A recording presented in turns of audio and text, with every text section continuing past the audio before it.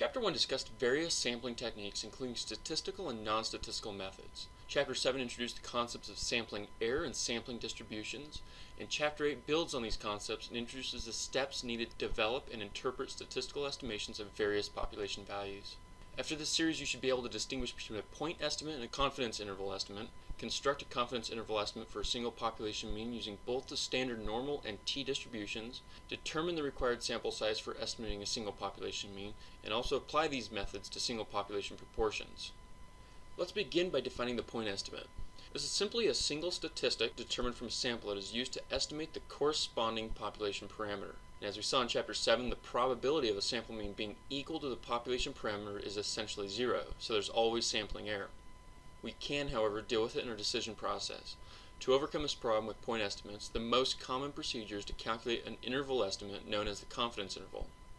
This is merely an interval developed from sample values such that if all possible intervals of a given width were constructed, a percentage of these intervals, known as the confidence level, would include the true population parameter. The key is to determine the upper and lower limits of the interval.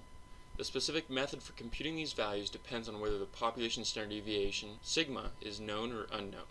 We first take up the case which sigma is known. Refer back to the previous chapters where we denoted the population mean with the Greek symbol mu, and the sample statistic, or the point estimate, by x bar. When dealing with the proportions, we used p for the population proportion and p bar for the sample proportion. There are two cases that must be considered. The first is the case in which a simple random sample is drawn from a normal distribution. Given a population mean of mu and a population standard deviation of sigma, the sampling distribution of the sample mean is a normal distribution with the mean of samples equal to mu and a standard deviation equal to sigma divided by square root n. This is true for any sample size. The second case is one in which the population does not have a normal distribution or the distribution of the population is not known. Chapter 7 addresses. Recall that in such cases the central limit theorem can be invoked if the sample size is sufficiently large.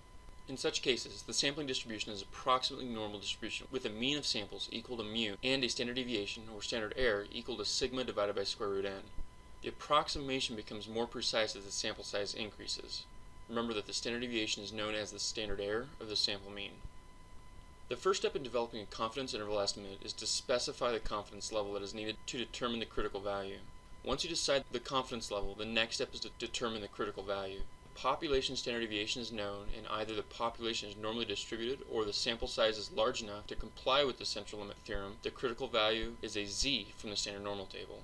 This table shows several of the most frequently used critical values. If you use Excel, keep in mind that you will need to split the probability in two to account for the upper and lower tails, since the formula works from negative infinity towards infinity. For the 80% confidence level, we would enter equals norm.s.inv 0.10 for the probability, since we have 10% on the upper tail and 10% on the lower tail. The next step is to compute the standard error for the sampling distribution. Use this equation to compute the confidence interval estimate for mu. The quantity on the right side of the plus or minus sign is called the margin of error. The margin of error defines the relationship between the sample mean and the population mean. It is the amount that is added or subtracted to the point estimate to determine the endpoints of the confidence interval. It is also a measure of how close we expect the point estimate to be to the population parameter with the specified level of confidence. You can see that if we increase our confidence level, our range becomes more inclusive, or wider. You may also encounter situations in which the standard deviation is known. However, in most cases, if you do not know the population mean, you will also not know the population standard deviation. When this occurs, you need to make a minor but important modification to the confidence interval estimation process. When the population standard deviation is known, the sampling distribution of the mean has only one known parameter, its mean mu. This is estimated by x bar. However, when the population standard deviation is unknown, there are two unknown parameters, mu and sigma, which can be estimated by x bar and s, respectively. This estimation does affect the general format for a confidence interval, however, not knowing the population standard deviation does affect the critical value. Recall that when sigma is known and the population is normally distributed, or the central limit theorem applies, the critical value is a z-value taken from the standard normal table. But when sigma is not known, the critical value is a t-value taken from a family of distributions called the student's t-distributions. Because the specific t-distribution chosen is based on its degrees of freedom, it is important to understand what degrees of freedom means. If we wish to estimate the population standard deviation, we must first calculate the sample mean. The sample mean is itself an estimator of a parameter, namely the population mean. The sample mean is obtained from a sample of n randomly and independently chosen data values. Once the sample mean has been attained, there are only n-1 independent pieces of data information left in the sample. So in general, if you must estimate k parameters before you are able to estimate the population standard deviation from a sample of n data values, you have the freedom to choose any n-k data values before the remaining k values are determined. This value, n-k, is called the degrees of freedom. We use the sample standard deviation to estimate the population standard deviation. The fact that we are estimating sigma is the reason the t-distribution is more spread out than the normal distribution. By estimating sigma, we are introducing more uncertainty into the estimation process. Therefore, achieving the same level of confidence requires a t-value larger than the z-value for the same confidence level. As the sample size increases, our estimate of sigma becomes better, and the t-distribution converges towards the z-distribution. Note that the t-distribution is based on the assumption that the population is normally distributed. As long as the population is reasonably symmetric, the t-distribution can be used. Like we saw before, the first step is to specify the desired confidence level. To get the critical t-value, you can use the t-table in Appendix F, or you can use Excel. If you're using the table, locate the desired confidence level in the columns. So in this slide, we've located 95% confidence. Then go to the rows corresponding to the degrees of freedom. So here in our example, n is 10, so our degrees of freedom, n-k or n-1, is 9. So the corresponding value of t would be 2.2622. Once you have the critical value, you can then compute the confidence interval estimate for mu using this equation. Go ahead and open Excel file drug expenses and answer the following questions. So in this example, the population standard deviation is not known, nor is mu. So we're going to estimate by finding x bar and using the sample standard deviation s as an estimate for the population standard deviation.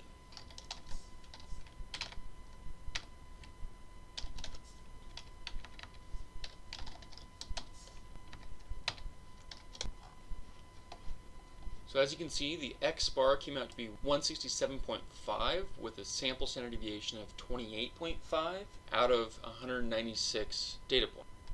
Since sigma is unknown, we need to use a t-distribution to find our confidence interval. When I set up my t-critical in Excel, you'll notice I use t.inv and then in parentheses 1 minus my confidence divided by 2, so I'm working with the lower tail here. And then I'm also going to do E12, which is 196, or n minus 1 to find our degrees of freedom. I make this overall value negative at the front just so I have a positive t-critical value, so I can account for it a little bit easier in my calculations.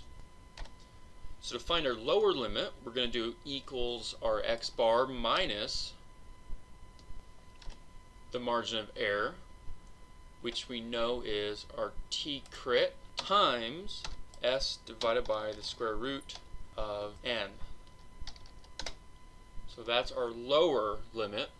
And let's do the same thing for our upper limit, except this time we're going to add the margin of error instead of subtracting the margin of error. So we see at the 95% confidence interval, our confidence interval ranges from 163.5 to 171.54. So if we think the margin of error is too big here, we can reduce by increasing the sample size n. Increasing the denominator would reduce the overall margin of error. We could decrease our confidence level. We could also reduce the standard deviation of the sample, but this really isn't possible in this example. So we'd have to lower our confidence interval or increase our sample size n. Alright, so thanks for tuning in. That wraps up section 8.1.